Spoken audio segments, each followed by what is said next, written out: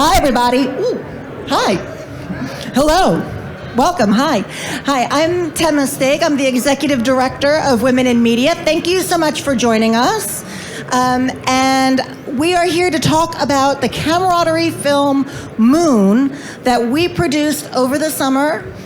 We have an 18-month program called Camaraderie. It's a script-to-screen and then into film festival program, which has education and mentorship, lots of gear, lots of toys, lots of equipment, and we had tremendous sponsorship from ARI. Okay, can we just give a little hand to ARI, because their support was unbelievable.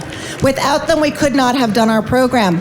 A big shout out to Xenia for being such a powerful force for us. So yes, a big hand for Xenia. Where is she? Xenia, we love you. So we're going to get started. We have our virtual art department and director here with us to talk about their film Moon. So Cassidy, why don't you come join us? Cassidy is going to be our moderator today. If you have any questions about women in media, we are an organization for women and gender nonconforming people. Above and below the line, we are working towards parity and inclusion in the film industry. If you want to know more, just come and find me. I'd love to tell you about it. Thank you, everybody. I'm going to pass it over to Cassidy and to our awesome group of filmmakers here. So why don't you introduce yourselves? Great. Hi, my name is Connie Sue, and I'm a writer and director, and I'm also the virtual production supervisor for Moon, and I'm also the virtual production producer at Eyeline Studios. Hi, I'm Toy Lei. I was the director of Moon, which we'll be talking about. And writer. Oh, I was also the writer, producer. And my name's Robin Coburn, and I was the production designer on Moon. And I'm Tema Steig. I'm the executive producer for Moon and all of the Camaraderie films. Thank you. All right. Thanks, ladies. Thanks, everybody. And thanks, everybody, for coming, from everyone here at ARI and all of our friends. So what we're going to start with is just talk about the film a little bit, run through a couple of slides, and then we're actually going to show you the Unreal environment in which the film was shot. And we actually got one of the original set pieces featured in the film as well, which is kind of exciting. Oh, and here we are with the scene. So here's a little sneak preview. Could I have the slides back, please?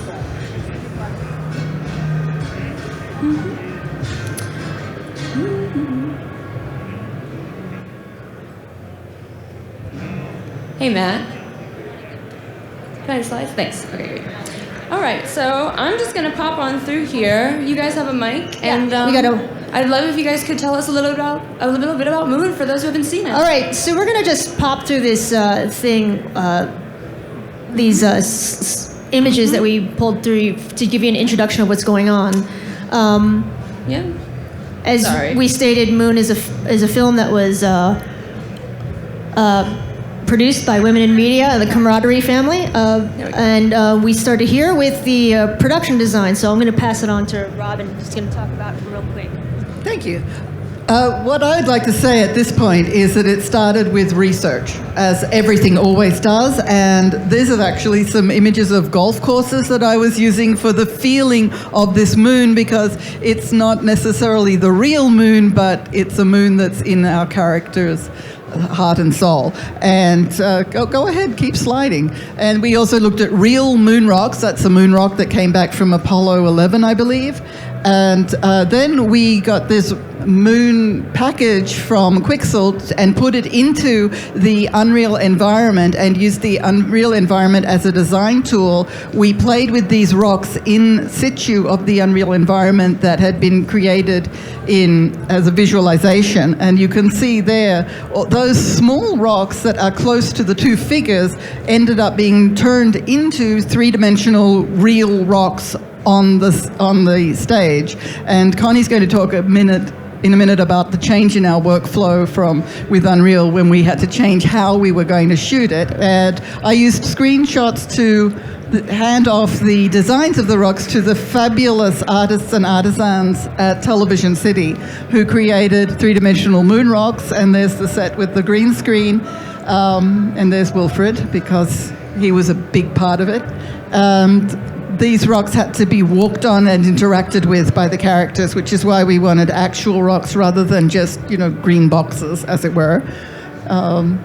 And there's some more people at work, and I think that's, yeah. So these are all things of how we shot it. We had to pivot. We wanted to use an LED stage. As it turns out, the timing didn't work.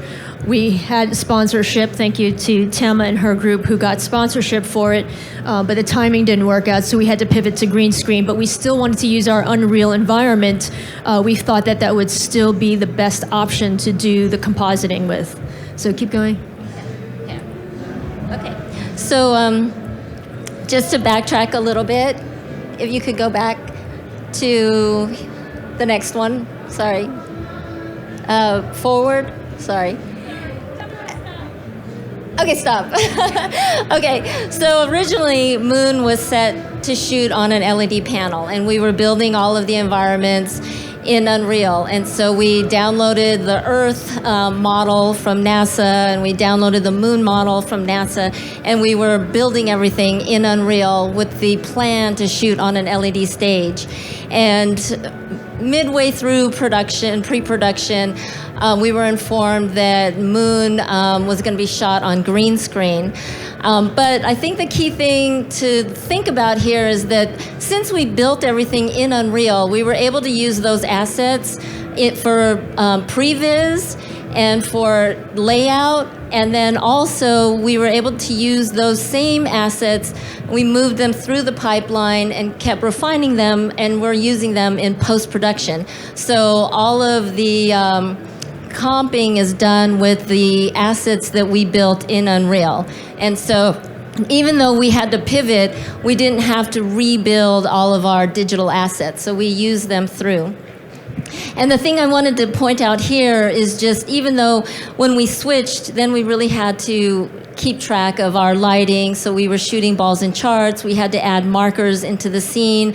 And as you can move to the next one, then we...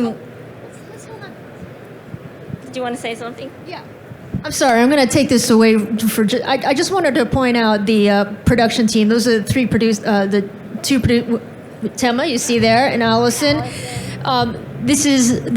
The community is very, very small, and I wanted to commend Women in Media, because they were the ones who came to me and said, "Hey, why don't you use a projection, the LED stage?" I wasn't even thinking of it, and they kind of put that in my mind, and I was thinking too small, and they were like, "Yeah, why don't you do it?" And part of the reason was because Allison, who you see in the middle there, who was the liaisoning producer from the production company, she was the producer on Connie's film, and so they had the knowledge and was starting to move it forward to new filmmakers.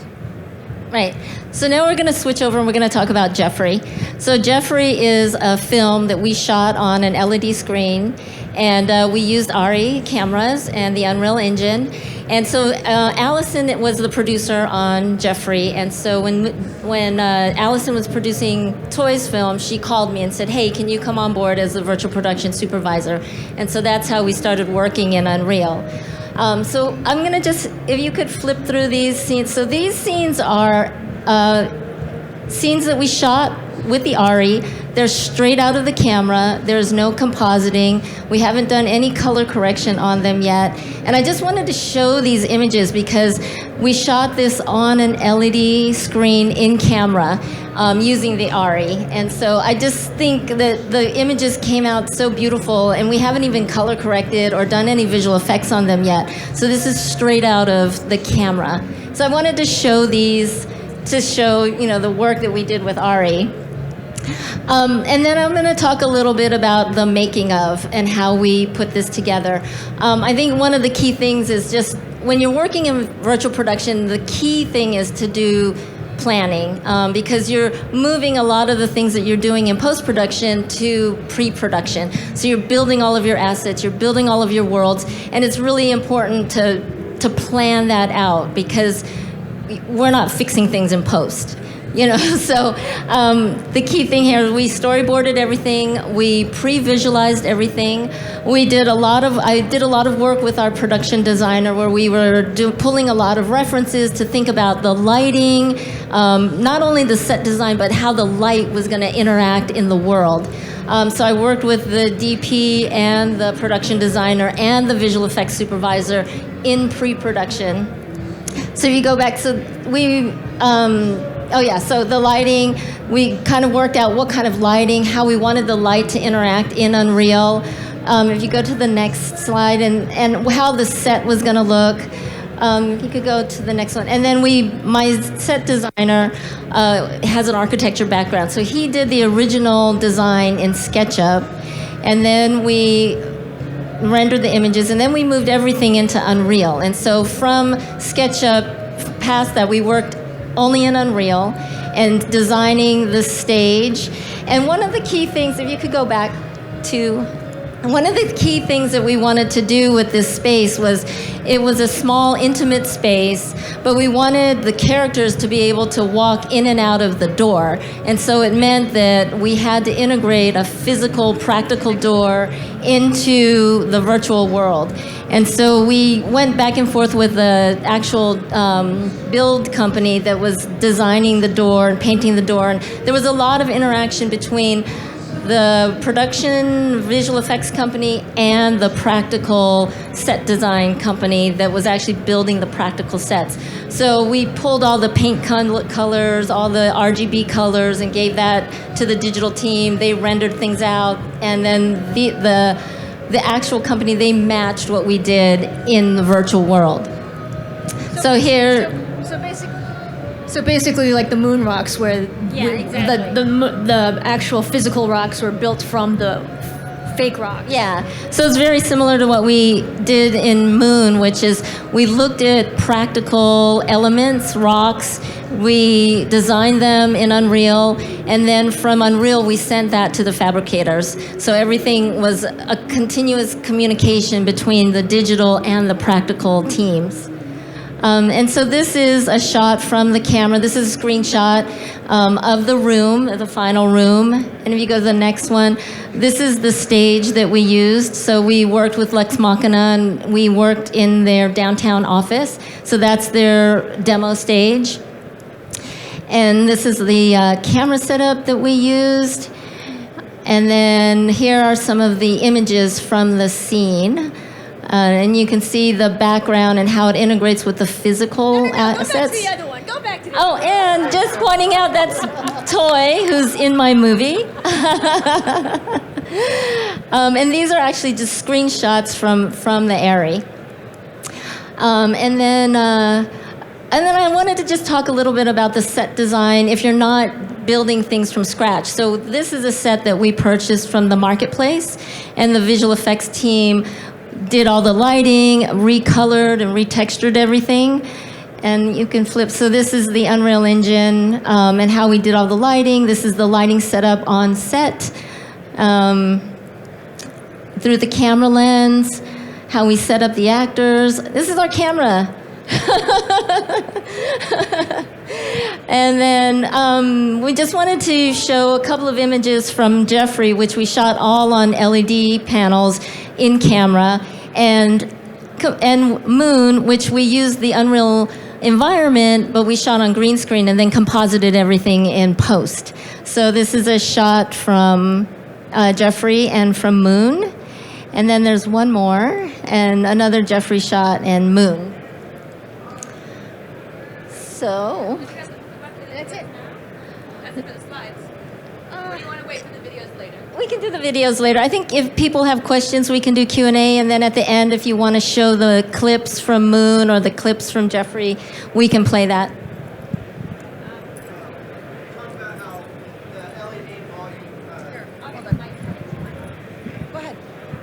Hello. Can you talk about how you doing virtual production with the LED wall, the lighting also comes from that environment? Because it kind of sounds, weird. Like normally you would not want splash from a video or something going on your actors, but this stuff is controlled by the Unreal as well, right? Here. Thank you. It's a combination. I think one of the things that you do have to consider in advance is the lighting and how much lighting is coming from the wall and how much additional lighting you need.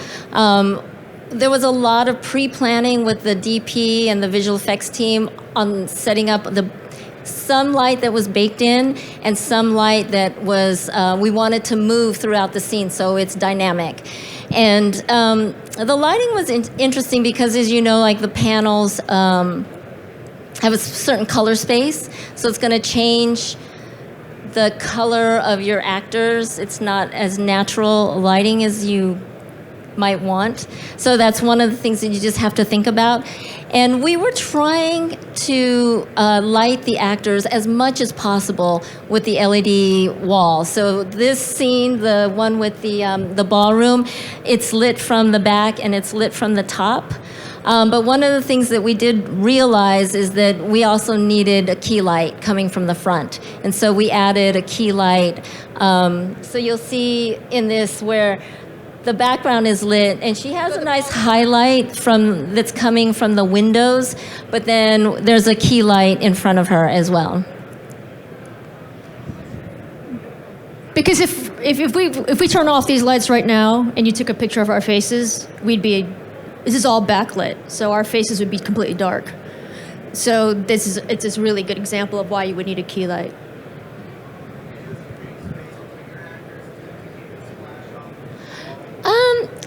That was one of the things that we were working on. I mean, I think one of the issues that we were concerned about was moire patterns. And so we thought that we couldn't bring the camera close to the walls because we were going to get a moire pattern. And what we found was that was less of an issue than we thought. And so I actually have the actors walking through the door, and they're right next to the panels. And so the panels didn't give as much light as we thought, but part of it is also the environment is it's a little bit of a darker scene, so the panels aren't throwing off as much light as if they were at full volume in a bright environment.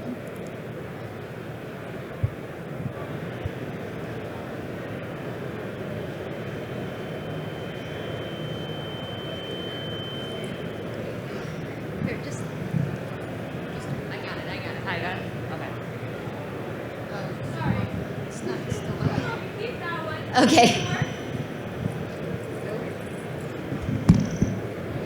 Testing. Cool, Trajan. So having done both LED wall and green screen, what's your preference? Having done both.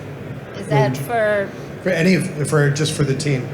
Okay. And pros and cons of each. I will tell you that with Moon, I am so glad we went green screen. Only because I will tell you we were not ready. I mean, when she's talking about the amount of pre-production you need to do, you need to do a lot of pre-production. And we were not ready. If we go back to that first shot where Robin was talking about the layout of the rocks with the two people, that's what we had when we were going into production. If that was on the screen, we wouldn't be sitting here talking because it's pretty friggin' ugly. You know, it wasn't a mature Moon. I went through after we had shot, I had still refined and refined and refined and refined the Moon throughout, all through compositing even. I could still refine the Moon. And the Moon that we have now, which is what you see here, is so much better than if you go back to way back at the front near the production design of Moon. The slide, yeah. It's not moving. Is it a video? It's not moving. Oh, I'm sorry about that. yeah, it's not moving. All right, I don't know. I hope you can remember it in your head. But you saw a lot of tread marks, and that was caused by just the one unit being repetitive over and we didn't refine the floor, so the floor looked like tread marks. So it's you if you think you have enough, right there, that one, right there. See all the tread marks on there? That's from repetitive panels of whatever tiling. Right? That's what you call it. So when she says you need pre-production time, you need about 4 times more than you think you do. Yeah, and the other thing is to test your sets. You'll build the environment in Unreal, you'll render it out, you'll look at it, but you really need to put it on the stage and have a full day of testing your environments before you go into actual production. I think that's one of the key things, because once you put it on the stage and you really see what you have, there are things that you won't see on your computer monitor, but when you project it on the wall, then you'll see it. And you need to look through a camera lens to see what you actually have and to see the framing and what's in the shot. And because we loaded the lobby environment, and when I did the first look through, I was like, oh, the door, we need to move the door, we need to move elements in the world so that the composition worked. And I think that's one of the benefits of a digital environment, because you can move them. If we had built that in a practical set, we wouldn't be able to move anything.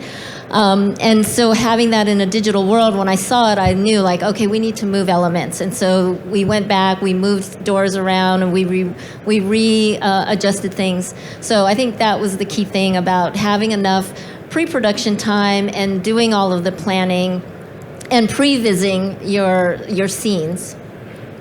And I think just as far as lighting, you were asking about lighting. I think the other thing about not shooting on LED is that you get the right reflections. So it's not only the lighting, but it's the reflection. So if you have anything that is reflective glasses, shiny suits, things like that, that you get the right reflections on the materials. And and also you're not going to get the green spill that you get with a full green environment. So I have a woman dancing in a white dress in my scene, and if I had to light for the green screen, she would have like a bit of green halo on her. So yes, we that is the negative side of doing green screen Unreal, is that we are dealing with green spill. But I will say this, that because we had the moon environment all during pre-production, we were able to previs and we were able to know where to light for the green screen and for the scene and for the actors because of that, which is part of the reason why I put up the lighting things, to know, because we knew where our sun was. We always knew where our sun was for every scene, and so we had to light for the sun. Yeah. And then, sorry. And just to answer your question, I would definitely shoot on LEDs again, just because it's my world, but yeah. Okay, we had a question over there.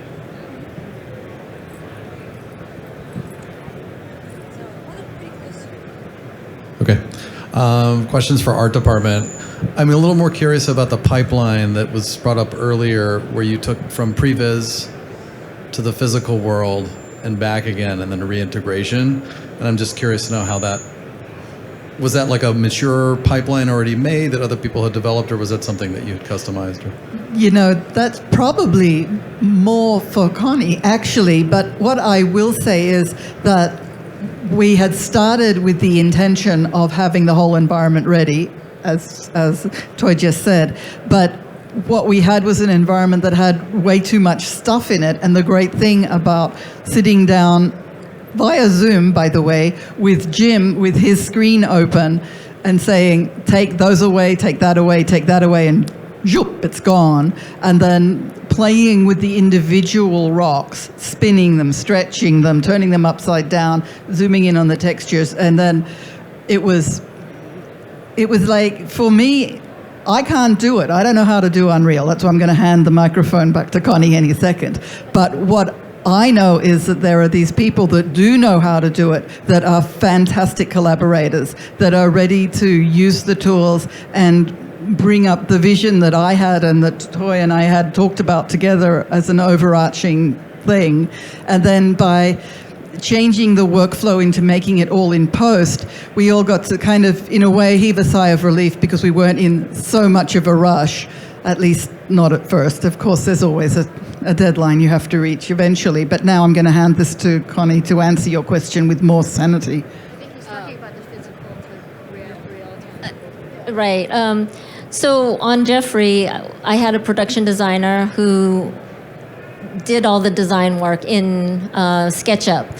So we had a digital environment to start with, and I handed that over to a VFX team, and they brought it into Unreal. They also used Maya to do some of the, when they were baking things in. But then we brought everything into Unreal, and then we lit everything in Unreal. So there was definitely a back and forth between, we lit it, then we rendered out images, and we sent that to the physical build department. And so they were using our digital as the reference when they were aging the environment. So we started out with digital world, then there were practical elements that we were using. So there was a physical door that was already built, so we had like high-res photos of that.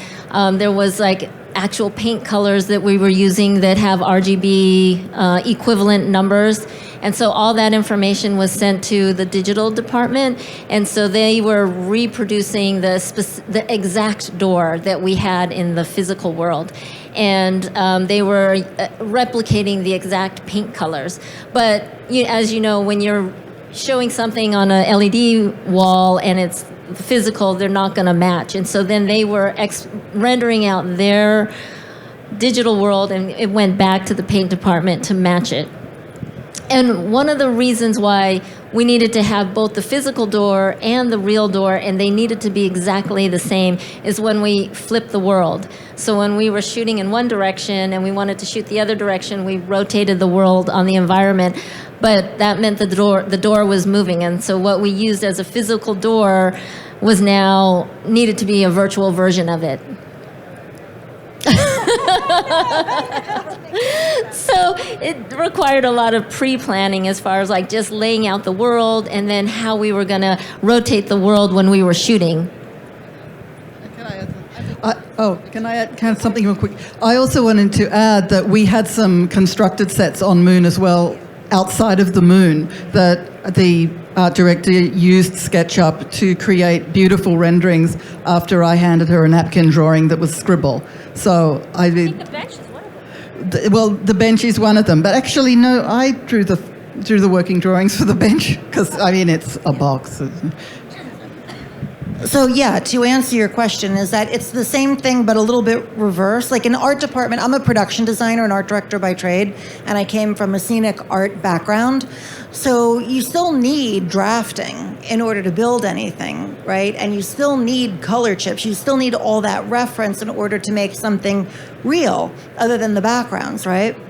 So, and the background as well. So essentially, I mean, we did end up building it. It's just that it was designed in Unreal, and then it got translated into the things we normally do anyway, like the drafting and the, all of that. And then they were able to build it from there with like a CNC machine to build the base of the rocks.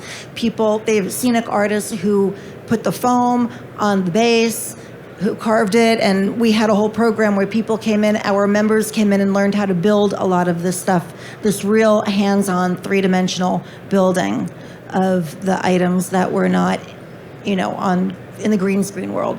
Does that answer your question to some degree? Yeah.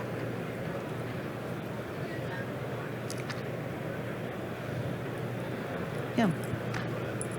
And by the way, that was part of our program as well, where we had people actually come in and learn how to do that building. That's your mic. Oh, thank you. Okay. So with green screens, oftentimes you can use it mainly to cover the actors so they can be keyed out, and like the top or side of the frame won't have a green screen when you need to do a wide shot, which is done very often, whereas with the LED panel the whole frame has to be filled all the time. So with that shot of Moon you had was like a super, super wide angle. That would be basically impossible with the LED panel. So how is your director of photography limited with shooting in front of a panel because you can't do certain wide shots because of the size? And also, second question is all the shots are medium or close-ups, so there's no like floor to the panel.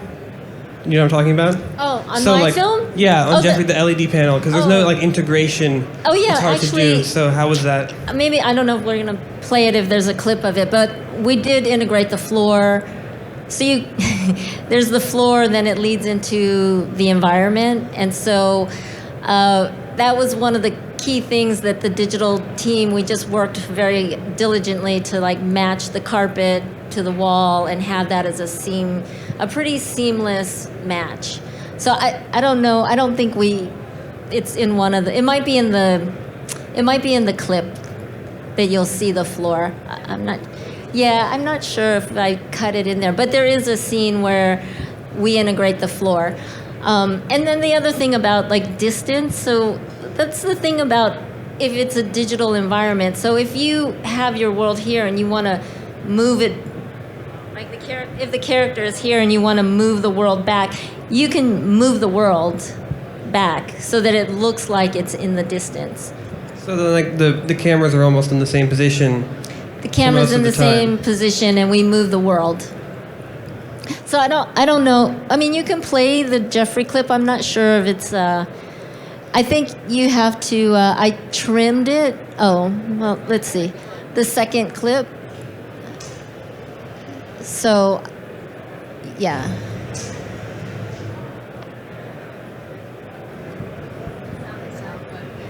That's fine. Yeah.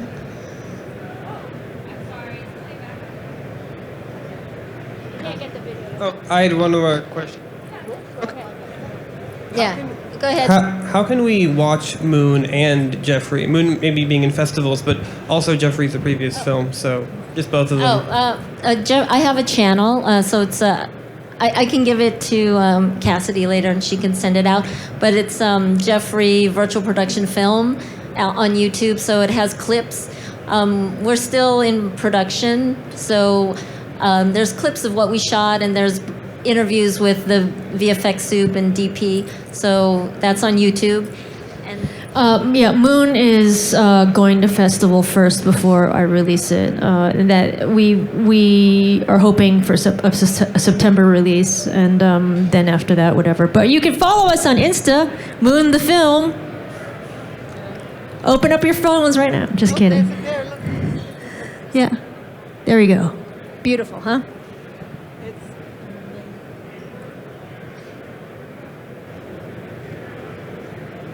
All right, so we're about at time, everybody. So I'm going to play these clips on our way out, but I'd like to thank all of our fabulous panelists and all of our great questions that we got from the audience.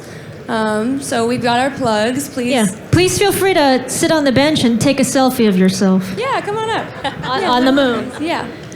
All right, thanks, guys. Thank you, everyone. Thank you.